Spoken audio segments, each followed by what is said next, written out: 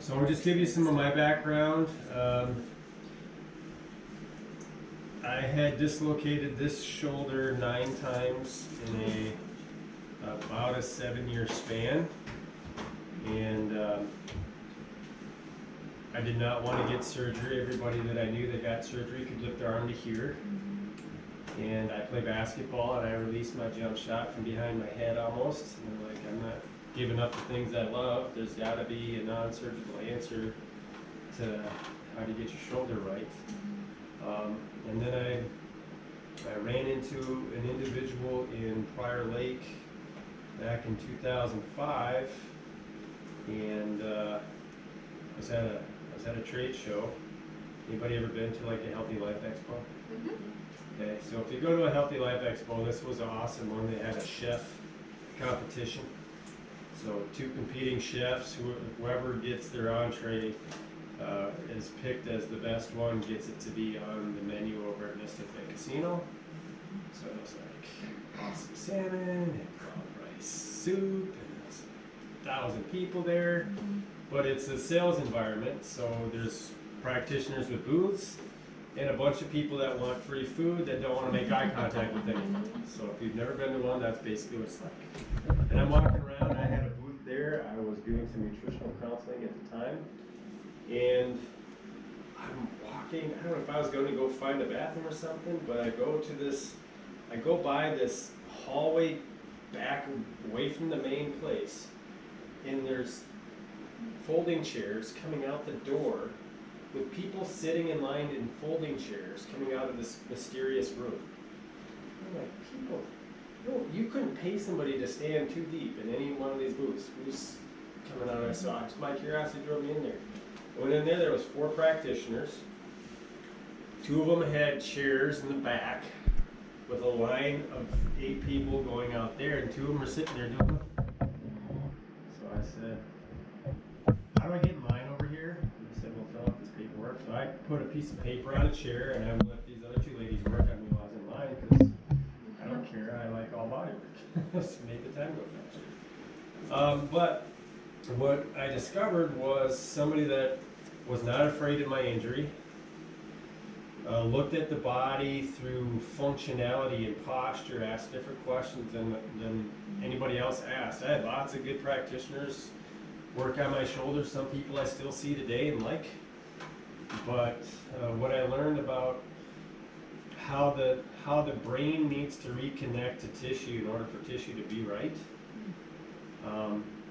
So I went in there. He said, "What's your issue?" I said, "My shoulder." And I dislocated it 8 times at that time.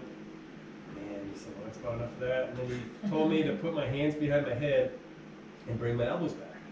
And this is what I look like.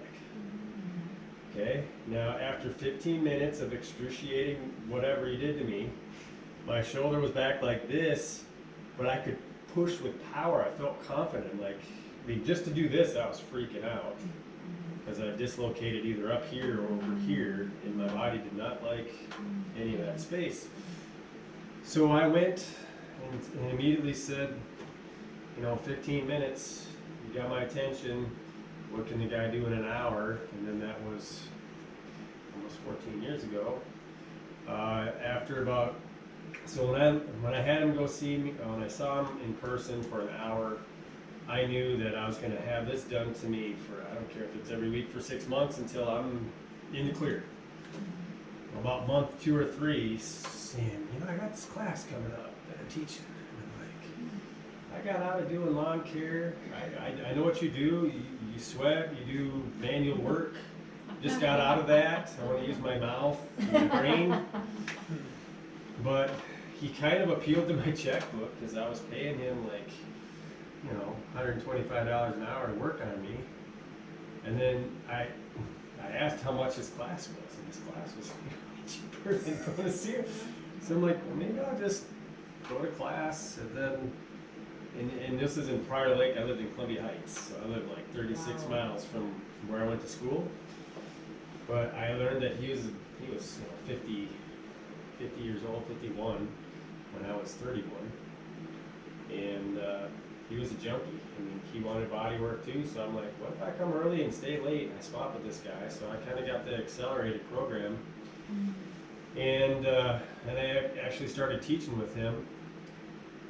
He went to Chula Vista in 2008 to work on the pre-launch to the Olympics. So the Olympic qualifiers, he left for 3 weeks and came back, barely able to use his hands for about 3 weeks. But and then I started teaching class with him. So I taught class while he was gone, and then I started looking at a smaller class. So it used to be, so I took a 24-week training, 6 months, and after my 6 months, I was like, by the end, I got the jargon, and I felt comfortable with like the last 2-3 weeks of class. But then I'm like, but I didn't know anything for the first part of class. So I'm really good at the feet. We started at the head. I'd like to go back and start at the head again. And so I took the class again. I paid for my class with my mouth. I said, I want to come, but I don't want to pay. How many people do I need to bring? And so I can have it free. So I filled up his class for him and took it again. And what I felt like training people in that class, my disappointment was, I have a class of 8 people. My goal is to have everybody there claim that they wanted to go into the marketplace and work on people. Well, I'll tell you where I learned most of the skill that I have. It was working on people. So I was working on people 2 weeks into class. I'm working on people. And it's just, I jump in, figure out how to swim later. It's my personality. But God always provides a way, and I figure it out and get good at it. Most people wouldn't work on anybody. So they'd go through this class, they'd spend thousands of dollars, and at the end, I couldn't say that, well, what if you go on vacation, John? Who can I go see?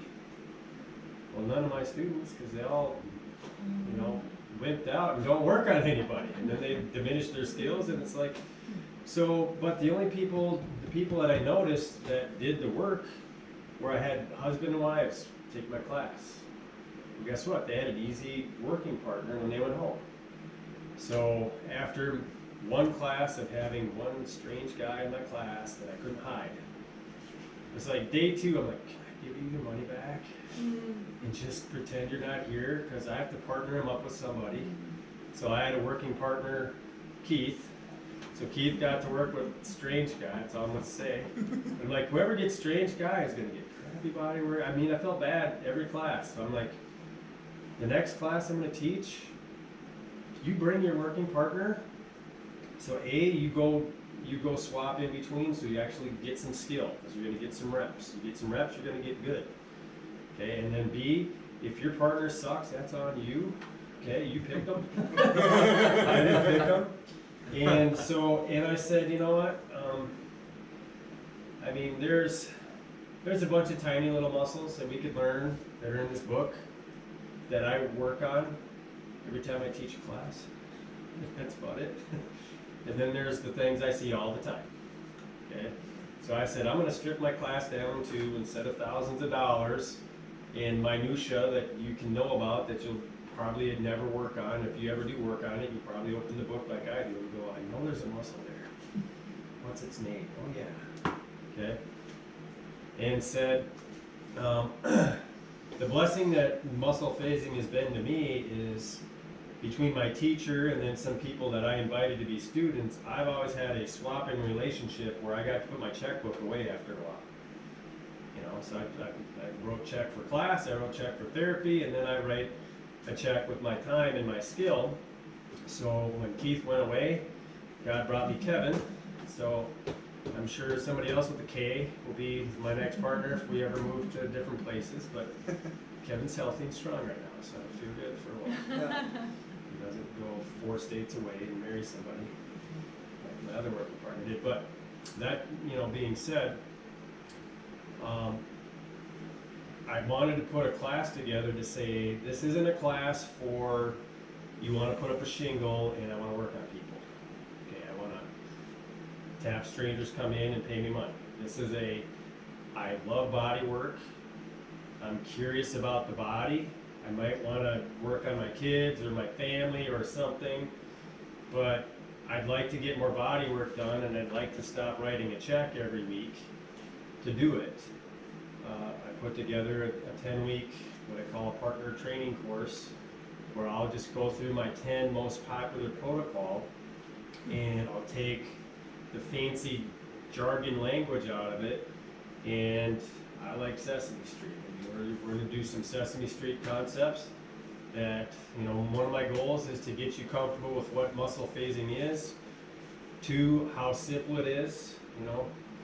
It isn't rocket science. If it wasn't rocket science, if it was rocket science, I would know it or be able to teach it. But there's a simplicity to it. It's just learning the puzzle.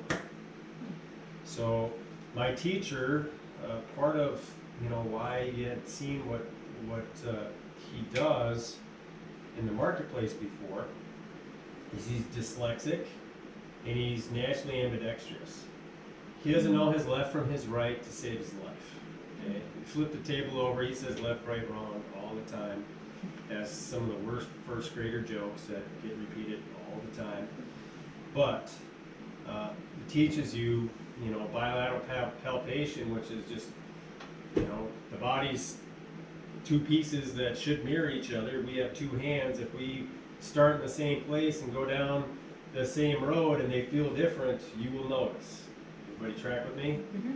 So I call it, everybody watch Sesame Street. Mm-hmm. You might be young enough where you might have not, but one of these things is not like the other one.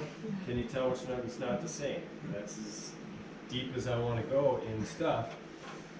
But, so he developed this pattern learning matrix. So instead of taking body parts and muscles, we're going to learn things as movements. Okay? This is medial rotation of the humerus or the arm. This is pulling in. There's only so many muscles that pull in. We're going to learn all those muscles at the same time, more for their function, number 1, and then number 2 is where the muscles attach to the body, and this is what you have to be able to find to do the work that we do. So the thing about muscle phasing, the way I like to explain it is if you think about a bungee cord,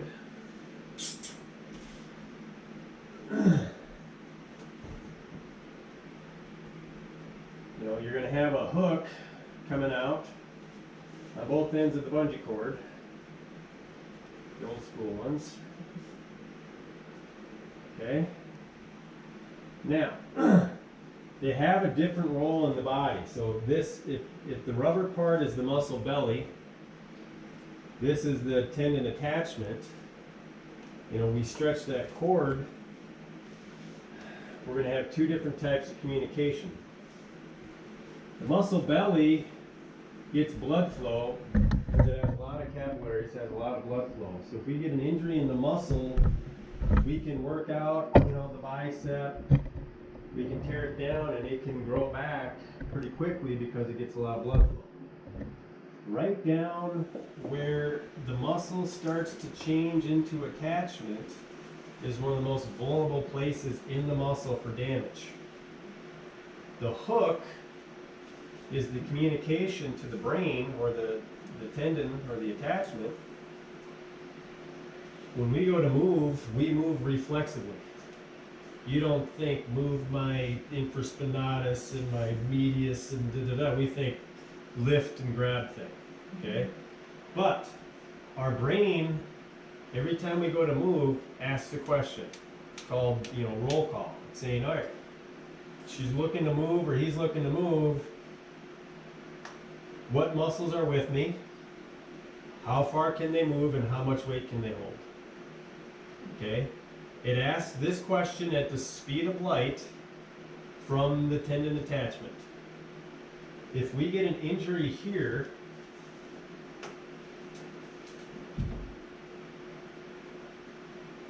okay, typically if we injure it, we're going to injure it at both sides of the muscle.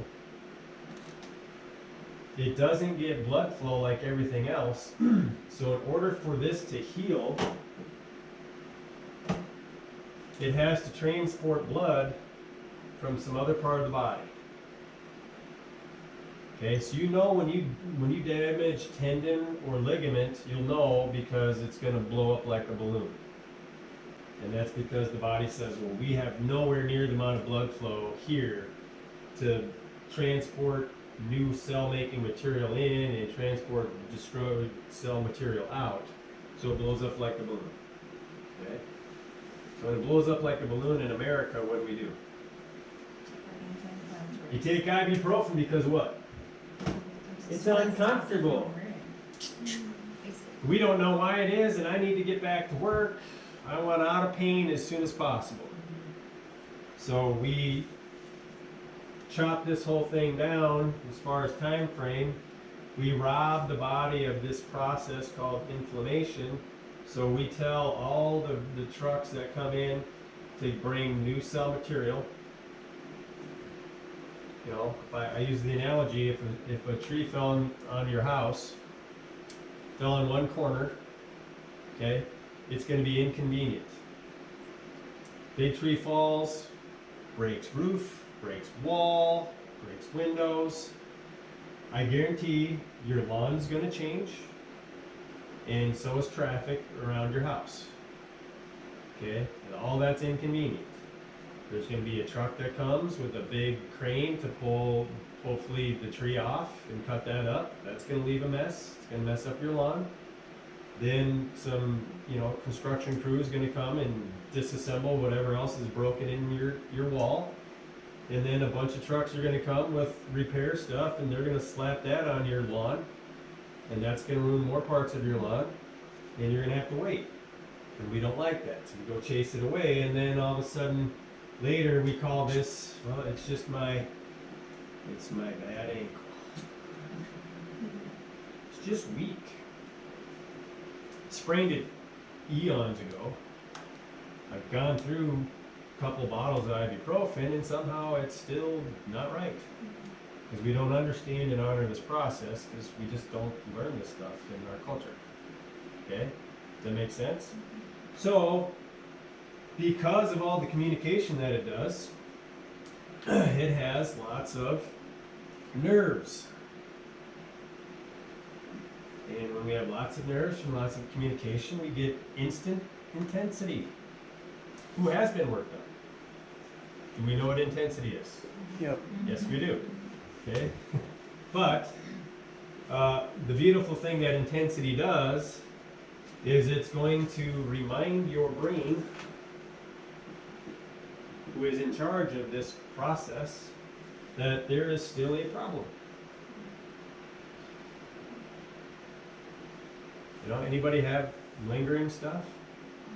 Worked on stuff? Don't know where it came from. All the time. I just all of a sudden started hurting.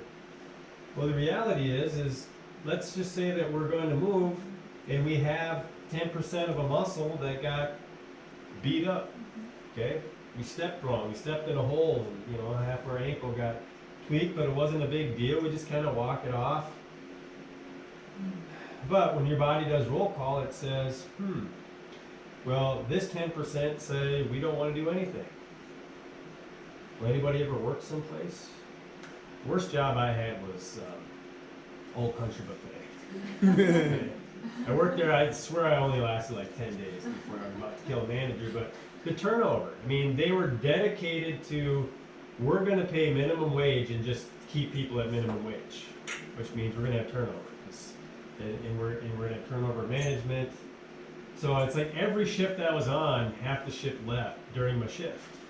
Until I was the guy that was the one leaving during the shift. And then they just go, oh, you got 8 people instead of 16, get it all done anyway. I'm like, get it all done anyway, how about you give me the pay of the 8 people that left, and I might stay. But they don't. Okay, and the body's the same way. So they're going to say, all right, the 90 that's left, we're going to put the strain of 100 on, and guess what's going to happen to them over time? 10% of them are going to go, now you're at 80, and I tell you what, you have this happen, and you get down around 60%, you're going to stop doing stuff that you love. And that's what I don't like. As soon as somebody walks in, it's like, what can't you do that you love to do? because we need a reason to go fix some stuff. Okay, now here's the good news. A lot of this stuff shut off for the appropriate amount of time, because for a while this is injured, it shouldn't take weight. Okay, especially if it's a ligament. And if you challenge a ligament, it's your structure that holds your bones together. So bone to bone is ligament, muscle to bone is tendon. We can strain tendons and still go, but you get a ligament out and something's not holding weight now, you know, or you break a bone. It's the same difference. A bone break will probably heal faster than a ligament tear, just because a bone break gets more blood flow than a ligament does. Okay, so if we shut that stuff off, the brain says, detour. Okay, we're not walking straight anymore. You know, I sprained my right ankle, so now we're just going to shift 80% of the weight to my left foot. We're going to get used to walking like this for a while, but guess what happens 6 weeks later when this can hold weight? We still walk with a limp because we set it up just like if we have a detour. You know, 35W was closed for what, 6 months, 9 months? Anybody remember that? Yes. Wasn't that long ago? Drove on Highway 100 or Cedar, right? Guess what happened when 35W got opened up again? You find yourself I find myself driving on Highway 100 going, what the hell am I doing on Highway 100? Because 35W is open, but I'm just used to the detour. And our body does that, so a lot of the work that we get to do, this is the low-hanging fruit of we just have to remind it. Go reconnect it to the brain and have it ask, today, can I hold weight? And most of it has healed. It's like the star player in your lineup has been sitting on the bench going, I can play, coach. And coach doesn't ever look. So we go in with intensity and go, okay, let's stimulate everything and let the brain check and then see who comes back in. And then the fun stuff happens as soon as something comes back in. And you go from 60% to 70%. Who does that take pressure off of? Everybody. And we start seeing this upward climb of, I get more and more functionality as I go because we boost this process. So, does that make sense? So what we're going to do is I teach the roll call of figuring out through function, okay, the main modality we're going to use is strength. When we ask things to move, we're going to get good at training our hands to feel who's giving us tension and who isn't. Okay, so the first part of class for people that take it is calibrating your hands to feel really subtle stuff. Does that make sense? Because, you know, if we take a head that has been whiplashed, which means your head whipped like this, tore all of these tendons that come all the way down here, and then whipped back this way, when you go to push your head back, sometimes this side doesn't want to participate. So when they come up like this. And if you have your hand left side, right side on the back of somebody's head, and they push back and they start corkscrewing this way, you're going to say, I think these guys are asleep. Okay? Now, what we're going to do, just for people that want to, you know, feel what's going on, we're going to look at the back of the head. So this is the skull. My goal when I teach a class is just to teach people how to find the entry points into the system and then how to memorize a pattern. So if you can say, push back, go trace this with your hands, kind of mark what you're palpating, but even if you don't know what you're palpating, if we follow a pattern and we hit all the spots, we're going to hit the right spots. Okay, and as you learn what the right spots are, you don't have to hit all the other ones you don't need to. And that's, you know, your skill develop, like Kevin and I have, you know, been doing it for years. Asking the question of pushback. You get to a couple 100,000 reps, and it's, you know, it becomes art. I can see if you can, as soon as you start to fire, I'm like, I know what that is. Okay, but you don't have to start that way, and it doesn't matter if you ever learn that. I'm going to teach you guys a pattern, and then we're going to see if we can follow it. All right, so who's ready to learn something? All right. Who wants to be a guinea pig right now? Okay, so he's the fastest. She's the most I'm motivated. most injured. I couldn't Okay, respond. there it is. Still gonna get you. We got 2 tables and 2 people that will be at work. I'm just joking. So And then who wants to try doing some work today? Okay, so she wants to try, and everybody can change their mind at any point they want today. So this isn't class, this is just talking about class. But so we're going to talk about a couple of bony landmarks that you guys can all find. So you're going to start just with yourself, all right? So this is the back of your head. So if you get right up to the back part of the scruff of your neck, you should be able to feel where it sticks out, where you're going to see a lump here and a lump here. And if you dig in there, you'll probably feel some intensity, all right? Simple fact, we're only aware of 6% of our pain with our conscious mind. 6%. You're aware of probably 3 or 4 things that bug you. There's thousands of things that bug you, but you're only aware of 4. And it's called grace, right? 6%. All right, you got to feel it. All right, so can we trace from this point, right, behind, below your ears, to the middle? And just see if you can stay connected to your own skull. And just rub with your finger and push it till you get to the center. You want to play violin here? Okay, everybody feel the bone? Okay, so most of the palpation and how I teach the anatomy is all going to be about find the bone. You find the bone is just a place for things to attach. Okay, every piece of your bone is made and designed to be an engineering marvel for a pulley system, what we call muscles. Okay, so we're going to start from the outside, or we can start at the middle and come out. I don't care, as long as we hit the whole back of the skull. Anybody find some tender spots? More on one side than the other? Welcome to gravity. All right, nobody gets through gravity unscathed. Now, when it comes to the spine, it's going to be super complicated. But we're going to have the bony bump that sticks out in the middle. It'll be easier to feel when we get you on the table and take you out of gravity. All right? But, so this is called the spinous process. I don't care if you call it the spinous process, as long as you can find it with your fingers and call it the bony bump, that's good enough for me. All right? Now this is where muscles attach. And if we go out about an inch on each side, and we'll do this while we're on the table. You don't have to try to feel all this in your neck anymore. I was happy with just tracing the back of your skull. So if you're wearing your hands out already, you can slow it down. So when we get you on the table, we're going to check up and down these bony landmarks, and then about an inch away from each of those is called the transverse process of your spine, or the wide part of your spine. Now the muscles that move your head from looking down to up are going to attach here and trace down in about 3 or 4 lanes of traffic going that way.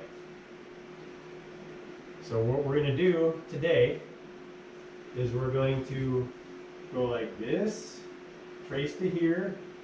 We're going to go down the centers and go bing, bing, bing, bing, bing, bing, bing, bing, bing. And then we're going to go out wider and go bing, bing, bing, bing, bing, bing, bing, bing, bing. And then we're going to stretch in between. And what you'll see is the type of stretching that we do is called P and F. You don't have to. Okay, proprioceptive, where am I in space? Okay, proprioception. We step on the floor, it's input to our brain of where we are in space. Neuromuscular, between the brain and the muscle. Facilitation, so we're going to figure out, how far can we go, because there's a limit. So what we're going to do is we're going to start with zero motion. So people are going to lay on the land. Let's fastest hand, get up here.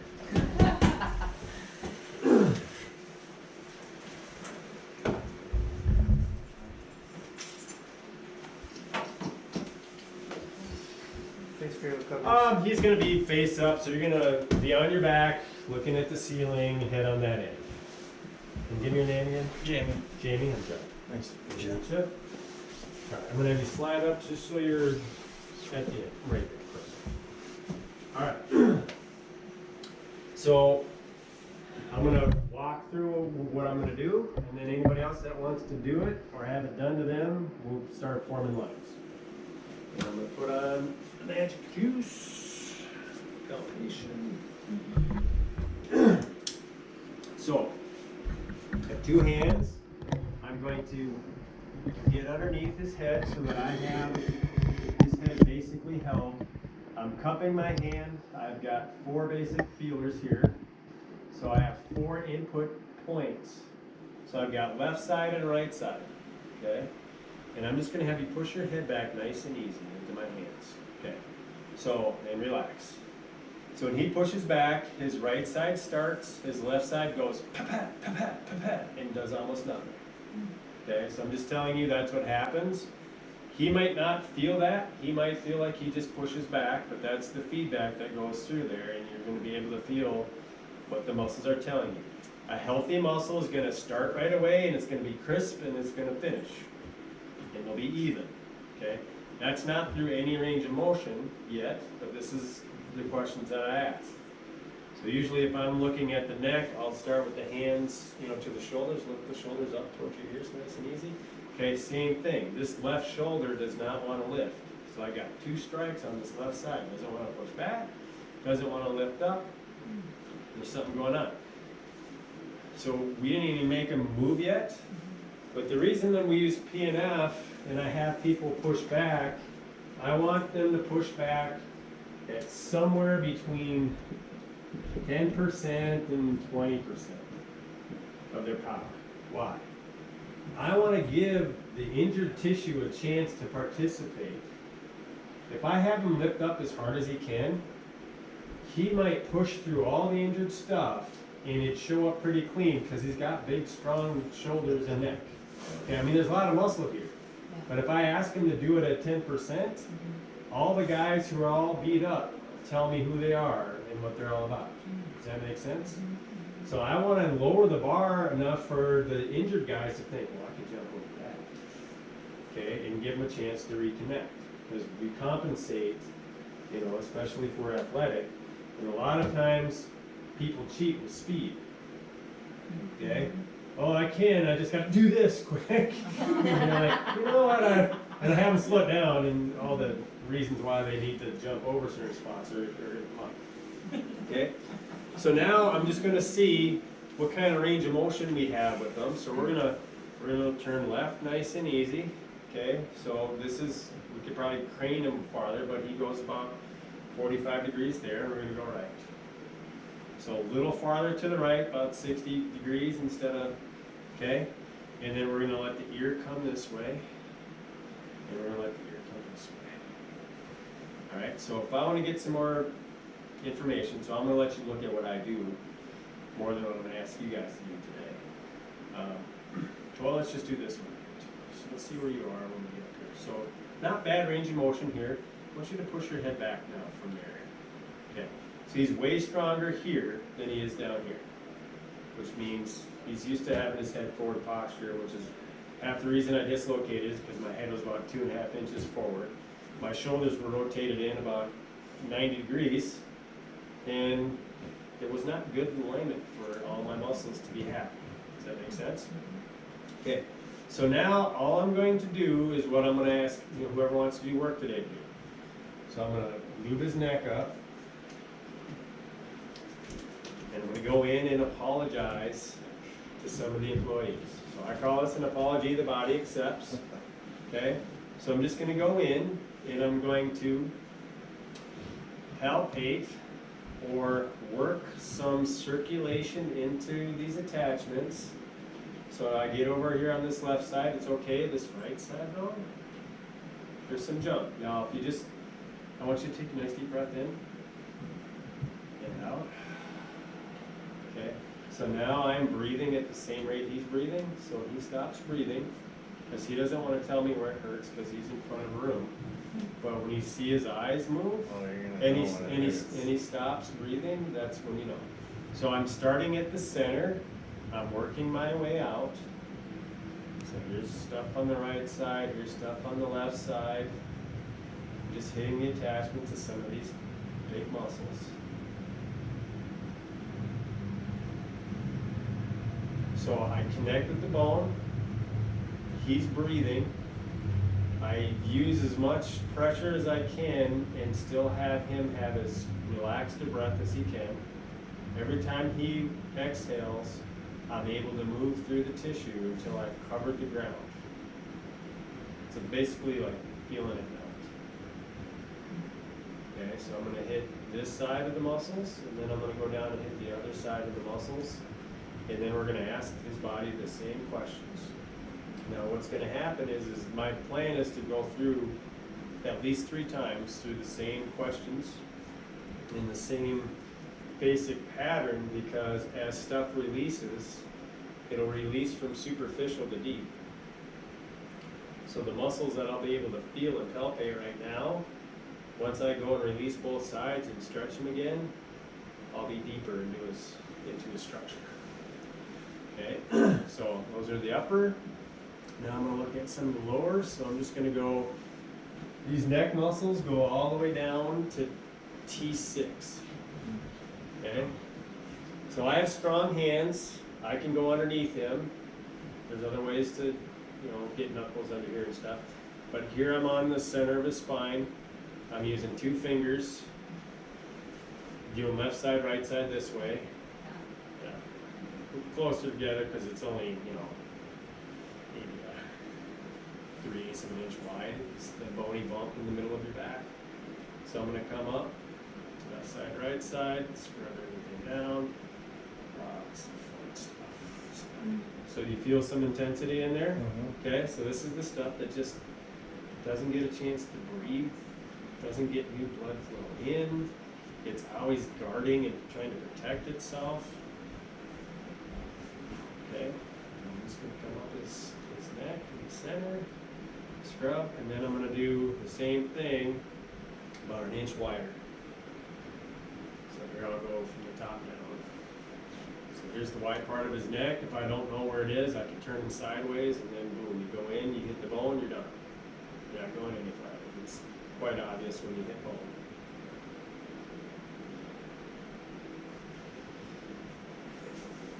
One side at a time here.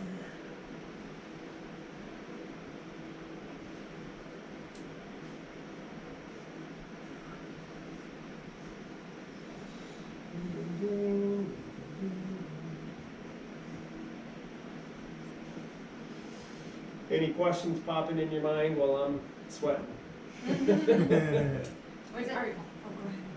Is it right now on each side? Are you doing 2 fingers? I am doing a 1 finger Yeah. up, supported by a 2nd finger, just to get through there. Yep.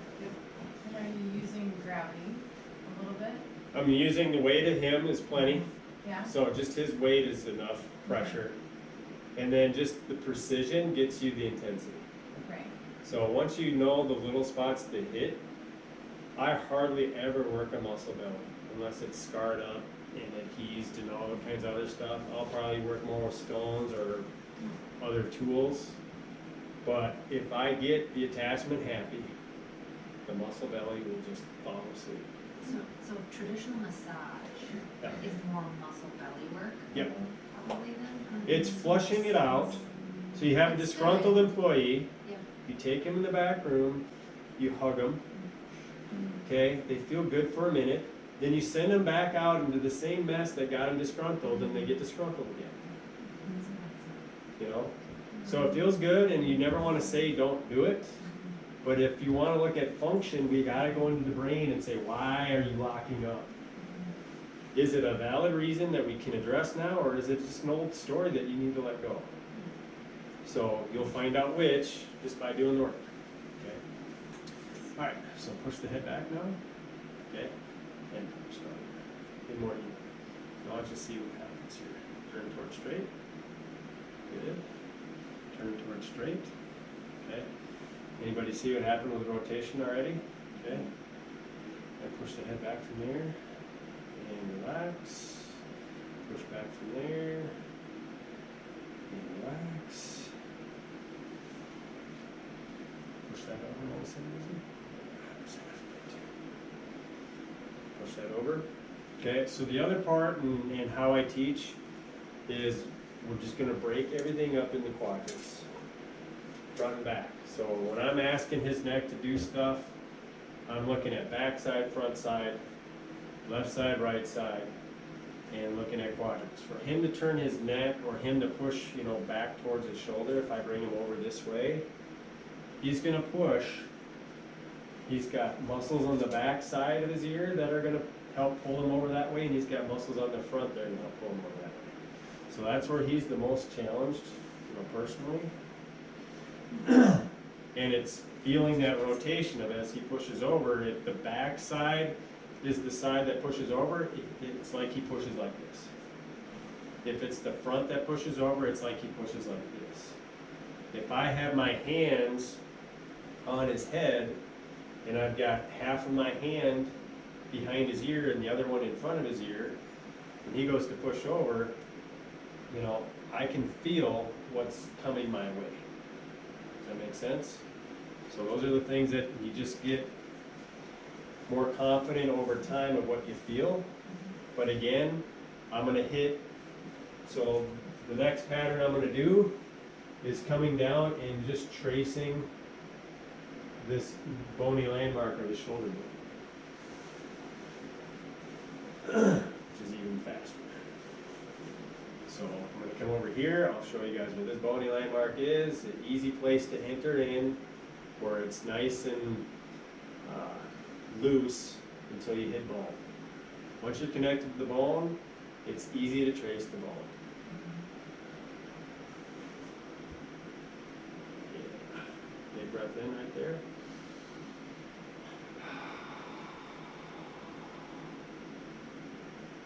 So usually I figure out if it was football, baseball, weightlifting, car accidents, whatever it was, that put all this fun stuff in there. But So why is it called muscle phasing? because it's going through, phasing is like a movement. And when I met my teacher, he didn't have a name for it. I'm like, you gotta call it something. And so we came up with muscle phasing. Number one, because nobody's ever heard of it, so they're going to ask, what's that? And then you got to experience it before. So it's kind of like sorting through different layers of stuff. And the biggest part of it is it's a feedback mechanism to check your work, so that you know whether you hit what you needed to hit, or you got where you needed to go. And the fun part is you get feedback. Over. Relax. Right away. I'm a guy. I didn't get into massage because I'm a nurturing comforter. Guys like to fix stuff. And if I don't get to fix stuff, I don't want to do it. If I don't get credit for fixing stuff, I don't want to do it. So it's like, for me, it becomes, I'm a detective looking at, okay, who got smashed? Why did they get smashed? Why are they barking? But I don't have to ask the person when they get off the table if they're more functional. They prove to me they're more functional. If they want to argue with me about it, they can, but I already know that they're more functional. It's just like, when you go in gravity, it'll be obvious. So this is the biggest muscle on his neck, sternocleidomastoid. So it's his collarbone to his sternum, to the big bony part in the back of your neck. So he's getting, push that over. Here we go. Alright, turn towards straight. Good. Okay, we're going to turn back this way. I want you to turn enough to give me resistance, but not enough to move me. We're going to do that right there, perfect. And we're going to do it for 5 seconds. Turn towards straight. 5, 4, 3, 2, 1, relax. Turn towards straight. 5, 4, 3, 2, 1, relax. Turn towards straight. 5, 4, 3, 2, 1, relax. All right, any questions? That was Okay. good. Anybody notice something with his neck? Like he could probably see people on that wall. So putting him in a safe environment where he doesn't have to guard himself and can fire those muscles is how you get him reconnected.